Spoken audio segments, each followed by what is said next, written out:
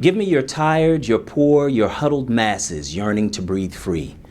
These words, from a poem by Emma Lazarus, were mounted on the Statue of Liberty near Ellis Island, the gateway through which millions of European immigrants became Americans. But apparently those words don't apply to the tens of thousands of Central American children as young as 5, who've braved the dangerous trip to America in recent years because the House of Representatives, in a party line vote dominated by Republicans, have decided that those children, escaping rape and robbery and murder in some of the most violent countries in the world, don't count as huddled masses yearning to breathe free. To House Republicans, who allocated nearly $700 million to send these children back to be murdered by the very thugs they tried to escape, those children's lives are not worth saving. Thank God the legislation will never make it through the Senate. But that's not the point. The point is that our legislators, the people who claim to speak for our country, know less about American ideals than parents in countries like Honduras. What else but a complete belief in freedom would prompt a mother to gamble the life of her child on America's promise?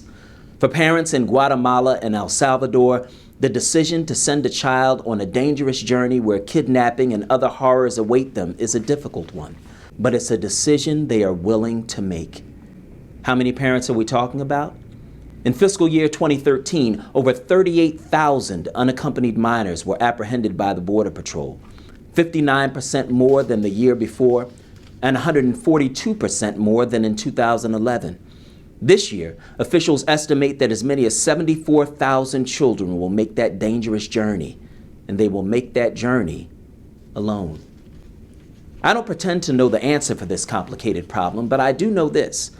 America helped to create the violent conditions in countries like El Salvador by choosing sides in the civil wars of the 1980s, so we bear some responsibility for the mess we left behind.